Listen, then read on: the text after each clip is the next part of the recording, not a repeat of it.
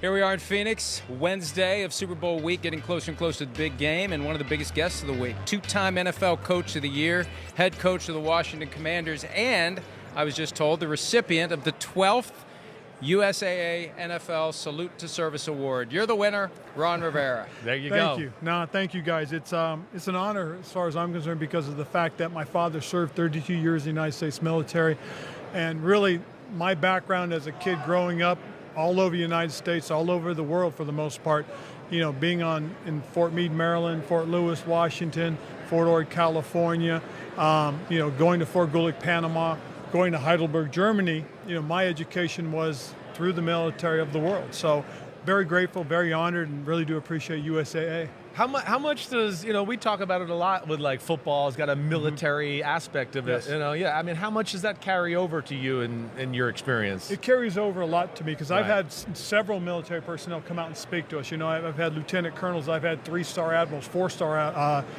generals come and speak to our guys. I've had first sergeants who were double amputees who you know, lost both legs in Afghanistan come speak to our guys. And the biggest thing I've taken from those guys is about culture, building the right type of culture.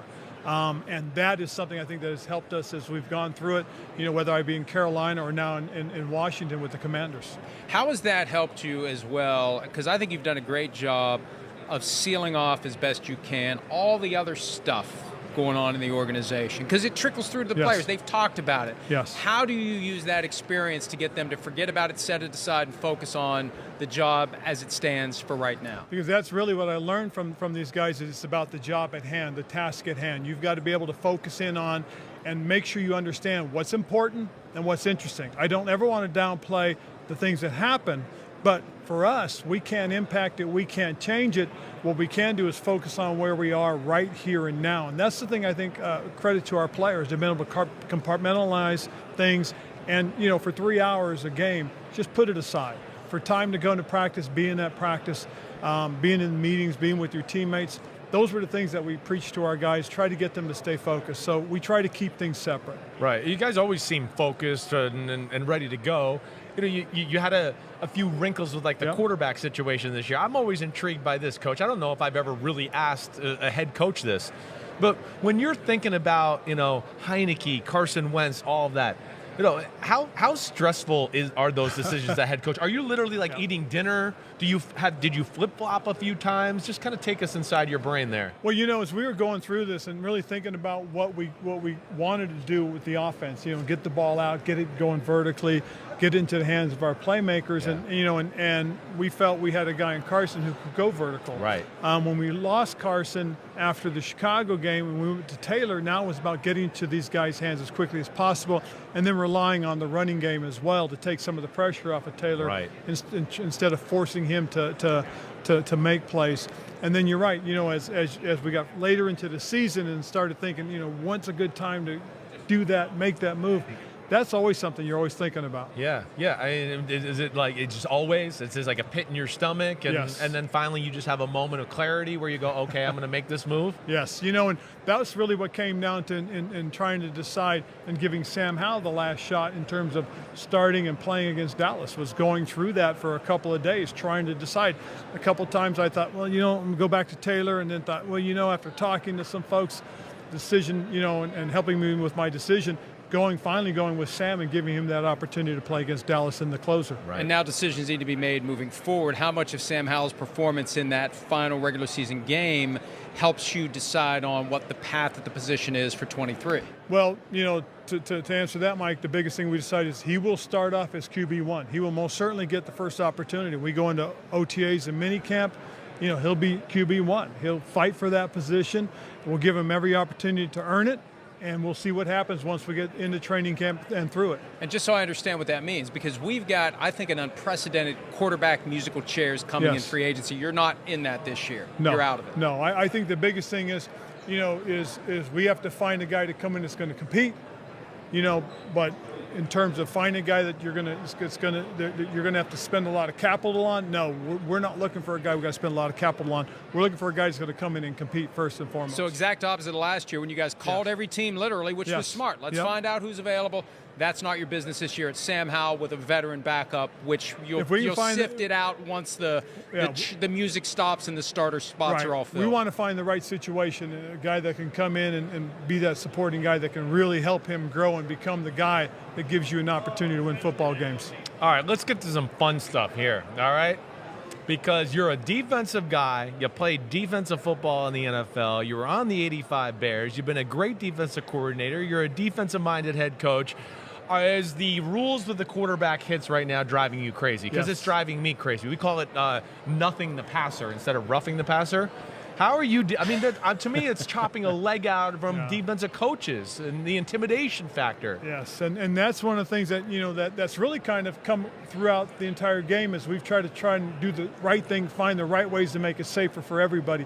But we also have to understand at some point the guy's going to take a hit. He's going to take a big hit, and no fault of the defensive player. So we just have to find that balance that says what that guy did is football, or what that guy did was beyond football. Right. Like, I get the full body weight, and I'm talking about the full pick the guy up, turn and dump him. Right. But when you're just running a line stunt, let's say, and you win, you're completely free, and the next thing you know, you're just hitting the guy. You're hitting the guy. Right. We have to be able to find out what that balance is, because this is an entertaining game, and if the game is played the right way, and we've taken all the safeguards. Okay, and those things happen. That's part of football. That's great. Yep. Then let's do that. So you feel like we've gone a little too far here? I think we have. I think we have to find what that right line medium is. Yes. Right. Yes. Well, and part of the problem too is the rule says expressly, when in doubt, throw the flag. Yeah. So if there's any doubt, they throw the flag, and I think that's one of the things that needs to be ironed out. Well, why do we rely on doubt being resolved in favor of saying, okay, I'm not sure what I saw, so it's roughing the passer? Yeah, and I think that's where we have to be careful, because if it looks like it, okay, but it doesn't smell like it, maybe it's not. Yeah, so right. We have to really find, and maybe, who knows, maybe it's using technology, maybe being able to go back and saying, you know what, I have to challenge that. That has to be maybe a tool that we may have to go to. Well, and there's been talk that that's going to be on the table. It sounds like it's something you'd support. I would most certainly like us to find the right solution to that and use the technology to help us. I mean, we had a game this year, a couple games that would have, Well, that's my next question, because there's certain things you can't say publicly after a game like that, and you did a good job of restraining yourself. What happens behind the scenes generally when you feel like you've been on the wrong end of a bad call? What do you do? What I'll do is I'll reach out to the league, and I know the people I should call, so I call the folks and I talk to them and say, look, this is something we have to be smart about. We have to be careful about, because with everything that's going on, and now betting's there, we've got to get this right. We've got to be careful, because the integrity is the most important thing, and that's something we have to be well aware of. So we've got to find a solution to make sure we're getting it right. How do you feel about full-time officials? I'm sorry, I had to get that out. I'd love to have full-time. I really would, just so these guys can constantly work their craft, constantly be focused in on what their job is and what they do in terms of this game, because it is really one of those things that that their decisions impact careers. They impact winning and losing. Yeah, no doubt about it. A lot of people at stake there with those decisions. All right, last one. Just because you're one of the 3 teams to beat the Eagles. Okay. Give us a little bit of a clue on what it takes to beat this team. Well, remember, we were the one team that beat the Eagles with the same quarterback. Oh, baby, I like it. No, and again, I got tremendous respect for who Philadelphia is. I really do. And one of the things that we felt we had to do is we had to control the ball. Right. We had to control the clock.